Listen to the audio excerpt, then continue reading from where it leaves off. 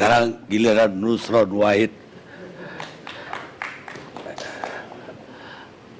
Ini di tim ses jabatannya apa? Saya ketua partai, Pak. Tidak di tim sukses. Menghantarkan tim sukses. Ketua partai. Ya, ketua partai bidang pemenangan pemilu di Partai Golkar. Saya kira udah ketua partai Golkar. Iya. Assalamualaikum warahmatullahi wabarakatuh. Bapak Ibu sekalian yang kami hormati, umat Islam ini memang biasa ramai. Ramainya umat Islam itu selalu disebabkan oleh dua hal. Kalau nggak salah paham, pahamnya salah. Selalu itu aja. Kalau nggak salah paham, ya pahamnya salah. Saya ingin menegaskan di sini, yang namanya teks apapun itu bebas tafsir, bebas makna. Yang namanya Al-Quran, yang paling sah untuk menafsirkan, yang paling tahu tentang Al-Quran itu sendiri adalah Allah Subhanahu wa Ta'ala dan Rasul, bukan Majelis Ulama Indonesia, bukan Ahmad Dhani, bukan Daniel Simanjuntak, bukan juga saya maupun sama Hamka Haq, bukan itu. Al-Haqqu min Rabbik, kebenaran itu hanya datang dari Allah Subhanahu wa Ta'ala. Itu adalah ilmu tafsir. Yang paling tahu tentang teks ya orang yang membuat teks itu sendiri. Dalam ilmu sastra, Mas Fadli senior saya di UI, ada namanya proses kreatif. Yang paling tahu tentang makna puisinya Taufik Ismail, ya Taufik Ismail. Bukan kita menerjemahkan seakan-akan. Karena itu kiai-kiai saya, guru-guru saya, ulama-ulama saya dulu, ketika memaknai Al-Quran saya ngaji, tidak pernah mengklaim dirinya paling benar. Selalu ditutup dengan satu kalimat, Wallahu a'lamu bimuradihi, bahwa hanya Allah lah sesungguhnya yang paling tahu tentang maknanya, bukan orang lain. Karena itu kalau menjadi ulama, menjadi kiai, mengutip Al-Quran, jangan hanya mengutip dengan surat Al-Quran yang terjemahan. Man laisa syekh bil Quran wa syekhu wa syaiton. Barang siapa yang belajar Al-Quran tanpa guru, gurunya setan, multi interpretasi.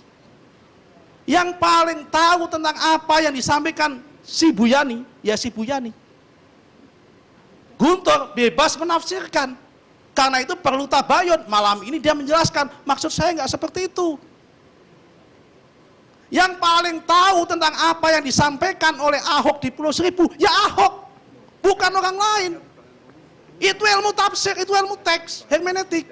Karena itu dia tabayun, dia menjelaskan, dia minta maaf, saya tidak pernah bermaksud menyakiti umat Islam, saya tidak bermaksud mengakukan seperti itu dilakukan. Pertanyaan saya, saudara saya Nasir Jamil tadi mengatakan perlu tabayun. Majelis Ulama Indonesia hari ini membuat keterangan itu, yang katanya dijadikan lisensi, apakah sudah melakukan tabayun, datang kepada Ahok atau memanggil Ahok? Maksudnya seperti itu.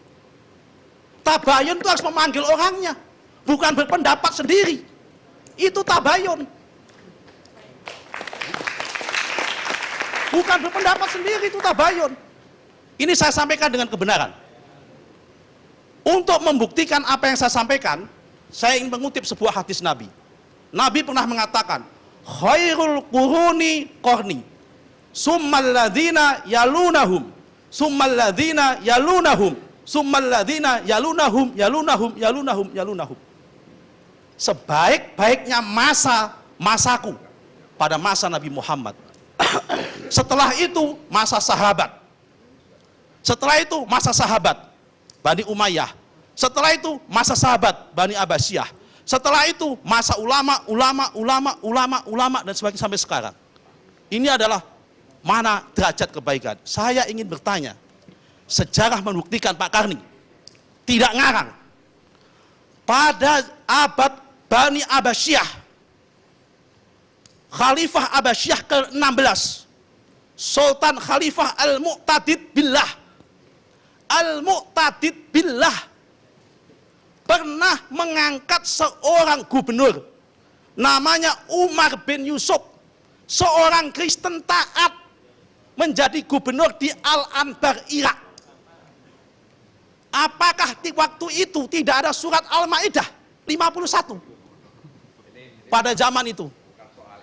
Apakah pada masa itu tidak ada ulama-ulama yang menafsirkan Al-Maidah? Mohon maaf.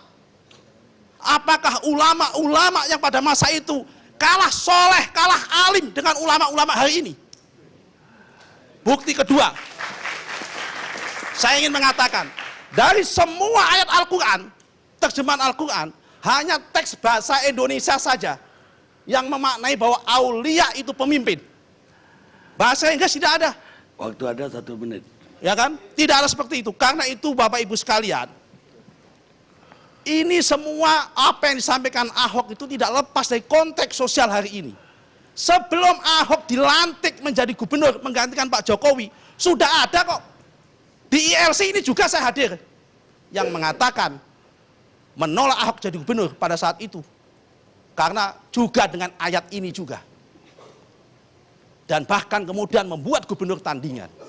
Saya ingin mengatakan, Indonesia ini negara Pancasila. Namanya negara Pancasila itu adalah hukum-hukum Islam, syariat Islam adalah harus kita hormati dalam konteks ranah privat. Tapi dalam konteks pengambilan keputusan ada konsensus bersama. Misakon golidon yang namanya Pancasila itu.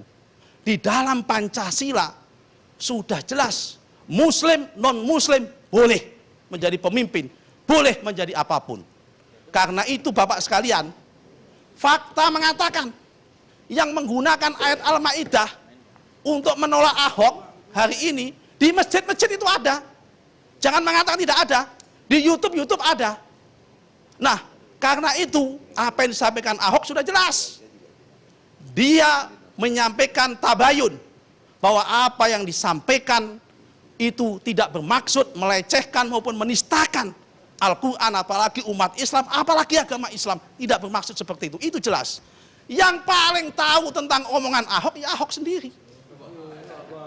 Yang paling tahu tentang Al-Quran, yang paling tahu tentang Al-Quran, ya Allah Subhanahu wa Ta'ala. Ya, itu udah yang ada. paling tahu tentang si Buyani, ya si Buyani itu sendiri. Itu udah ada sebutkan tadi. Oke, karena itu sekalian, kalau kita ingin berpolitik sebagai negara Pancasila, ayo kita sepakat bersama-sama malam ini, hentikan penggunaan ayat-ayat untuk politik. Ayat Al-Maidah tidak ada kaitannya dengan politik. Ayat Al-Maidah multitafsir. Karena multitafsir tidak usah dipakai justifikasi untuk menistakan orang, untuk melawan orang dan sebagainya. Kita kembalikan cita-cita besar kita sebagai bangsa Indonesia. Mendirikan negara ini susah. Baik. Mempertahankan negara ini jauh lebih susah. Karena itu negara ini tidak boleh bubar hanya karena urusan-urusan sepele seperti ini. Sekian, terima kasih.